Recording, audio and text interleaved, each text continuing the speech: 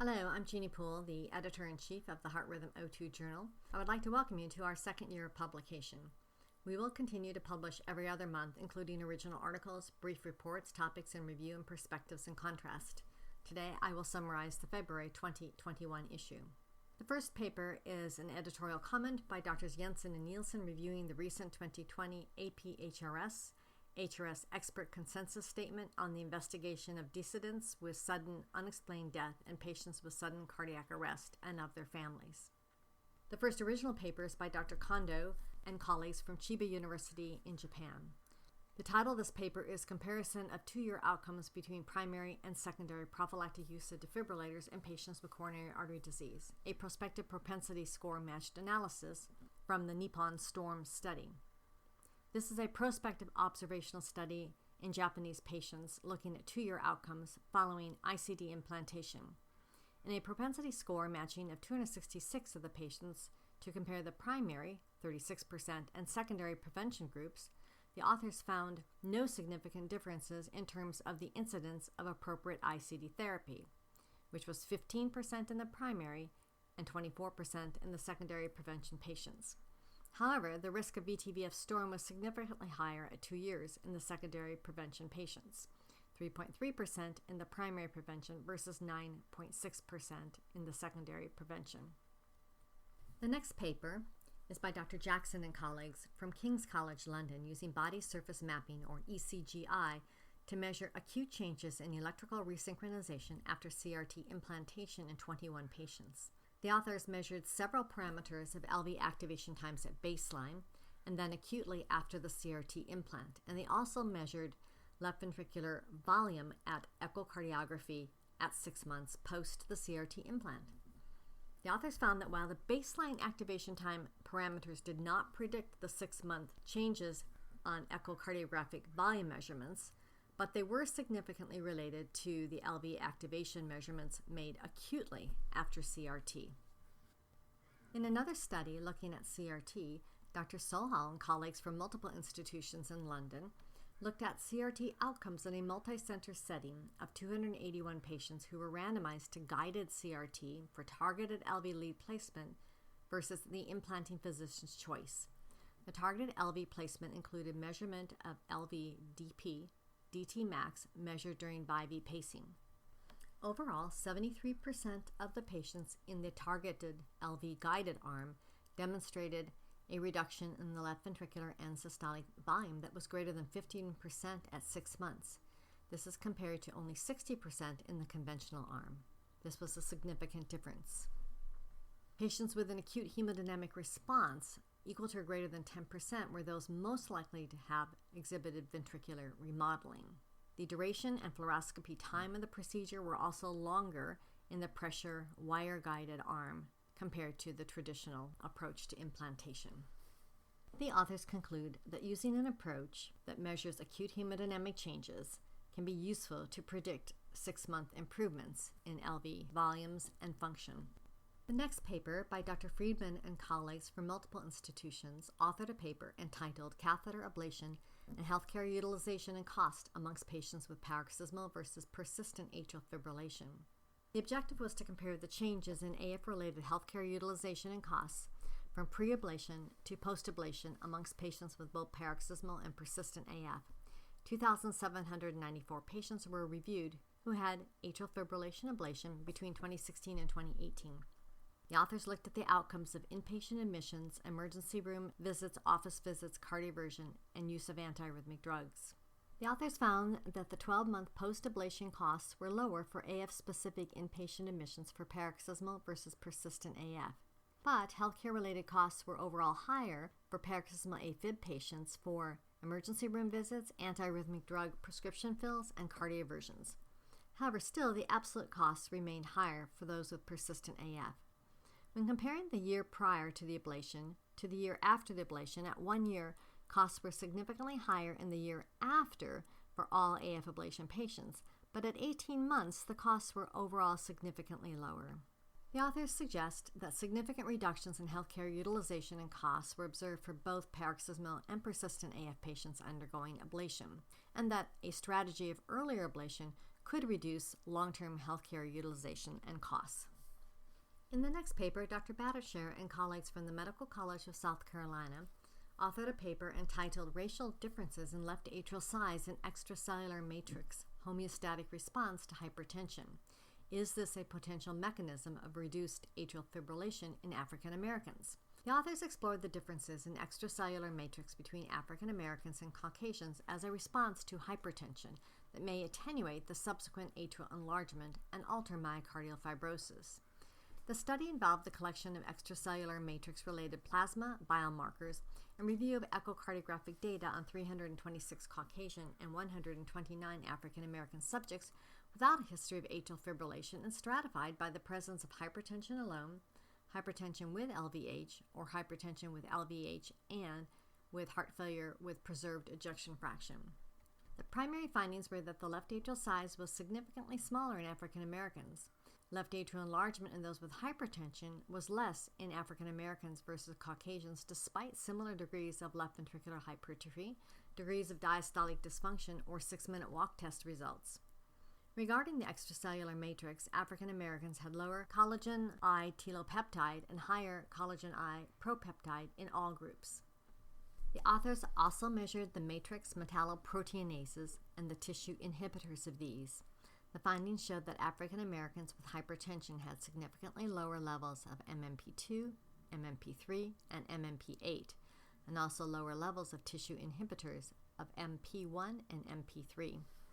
Similarly, African Americans with LVH had lower levels of these biomarkers, and finally, African Americans had lower levels of NT-proBNP amongst all of the subgroups. The authors concluded that racial differences are present in the extracellular matrix as measured by blood biomarkers and atrial remodeling in both LVH alone or in LVH with HFpEF in African Americans. These findings may provide further insights on the risk of atrial fibrillation in African Americans. The next paper is by Dr. Liu and colleagues from the University of Vancouver in Canada and have authored a paper called Effectiveness of a Simple Medication Adjustment Protocol for Optimizing Pericardioversion Rate Control, a Derivation and Validation Cohort Study. These authors purpose to derive and validate pre-procedural adjustment of medications with the goal to keep the AF heart rate appropriate, yet without causing post-cardioversion bradycardia, in 571 consecutive patients across 2 hospital systems. For the derivation, the patients had the medications adjusted for the heart rate during the 2 days prior to cardioversion. Then the adjustment protocol that achieved the highest percentage of optimal peri-DC cardioversion rate control was tested prospectively in the validation cohort. The optimal protocol was defined as titrating the dose to keep the heart rate above 100 beats per minute, as this approach improved the peri-DC cardioversion rate control compared to current standard of care.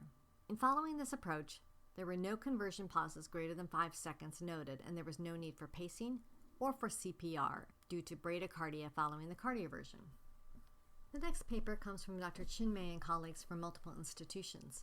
This paper is titled Impact of Catheter Ablation in Patients with Atrial Flutter and Concurrent Heart Failure. Using the nationwide readmission database between 2016 and 2017, the authors looked at a retrospective cohort of 15,952 patients with atrial flutter who also had heart failure. The primary outcome measure was all-cause mortality and/or heart failure readmission at 1 year. Propensity score matching was used to adjust for confounders. Of the 15,952 patients, 9,889 had heart failure with reduced ejection fraction and 6,063 had heart failure with preserved ejection fraction. In the propensity-matched heart failure with reduced ejection fraction cohort, the authors found that 1 year all-cause mortality and/or heart failure readmissions were significantly lower in patients who had had ablation with a hazard ratio of 0.72. In the matched heart failure with preserved ejection fraction cohort, the primary outcome of mortality and/or heart failure remission was lower in the group receiving ablation but did not reach statistical significance. The next paper comes from Dr. Jeanne and colleagues from the University of Michigan. The title of this paper is Factors Predictive for Delayed Enhancement on Cardiac Resonance Imaging in Patients Undergoing Catheter Ablation of Premature Ventricular Complexes. The purpose of this study was to determine the prevalence of scarring detected by delayed enhancement on cardiac MRI scans.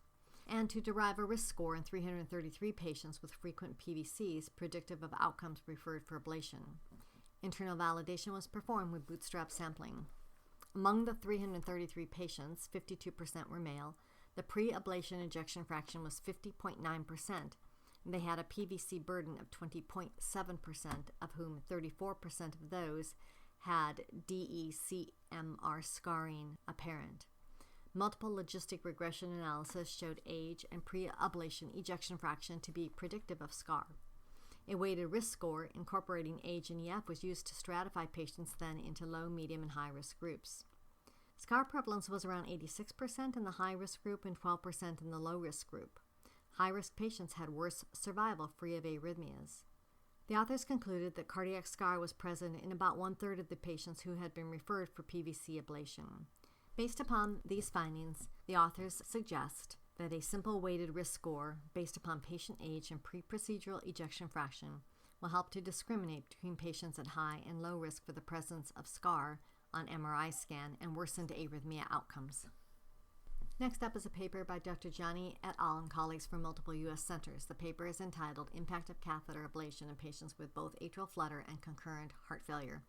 The purpose is to assess the outcomes of aflutter ablation on mortality and heart failure readmissions in patients with a combination of atrial flutter and heart failure. The authors used the nationwide readmission database to look at all-cause mortality and heart failure readmissions at 1 year after atrial flutter ablation in 9,889 patients. These patients all also had either reduced ejection fraction or heart failure with preserved ejection fraction. Propensity score matching was used to adjust for confounders. In the matched heart failure reduced ejection fraction cohort, the primary outcome was significantly lower in patients undergoing ablation with a hazard ratio of 0.72. Heart failure readmission, all-cause mortality, and AF readmission were also significantly reduced. In the matched HFpEF cohort, the primary outcome was lower in the group receiving ablation but did not reach statistical significance. The authors include that in patients with atrial flutter and reduced ejection fraction heart failure, atrial flutter ablation was associated with a lower mortality and lower rate of heart failure readmissions at 1 year. However, in patients with atrial flutter and preserved ejection fraction heart failure, these findings did not show a similar significant reduction in the primary outcome. The next paper by Dr. Jeanne and colleagues is titled The Cumulative Effects and Clinical Safety of Repeat Magnetic Resonance Imaging on an MRI Conditional Pacemaker System at 1.5 Tesla. This is a sub-study of the larger Prospective Pro MRI study. This sub-study looked at those patients who had had multiple MRI scans of separate body regional areas. Pacing parameters that were measured included pacing capture threshold, lead impedance, sensing amplitude, and battery capacity, which were measured before and after the MRI scans. 81 patients had 3 or more MRI scans, and no serious adverse device effects occurred. They did note statistically significant changes in pacing thresholds and sensing immediately after and at 1 month post the MRI scans, but the magnitude difference was considered to not be clinically significant. The next paper is by Dr. Tirado and colleagues from the Virginia Commonwealth University. Their paper is called Eccentric Hypertrophy in an Animal Model of Mid- and Long-Term Premature Ventricular Contraction-Induced Cardiomyopathy. The purpose of this animal study is to compare the impact of chronic PACs and PVCs on ventricular hemodynamic structure and function. 27 canine models were used in this study to reproduce atrial PACs or ventricular bigeminy for 12 weeks. These were then compared to sham-operated animals. 4 further animals were exposed to bigeminy for 48 weeks. The authors found that measures of LV function decreased by 12 weeks but remained stable after that. The PVC group, unlike the PAC group, demonstrated a significant decrease in measures of left ventricular function at 12 weeks without further deterioration beyond 16 weeks. No adverse significant cardiac remodeling was noted in either the sham or the PAC group at 12 weeks. The next paper is an invited review article by Dr. Isabelle Dechaine on long QT syndrome. This is an excellent from bench to bedside review. The final paper is by Dr. Sanchez and colleagues and provides a very interesting short report on obtaining ECGs on patients in the prone position for patients on ventilators. They used positions that fairly replicated the position on the posterior back as the standard anterior front chest. The authors found a high level of concordance with standard ECGs, offering this as a method that can be used in such patients. I hope you have enjoyed our February podcast, reviewing our February issue of the Heart Rhythm O2 Journal. We look forward to a very busy year and welcome submissions covering the broad area of heart rhythm disorders. We also welcome submissions from around the world. Thank you.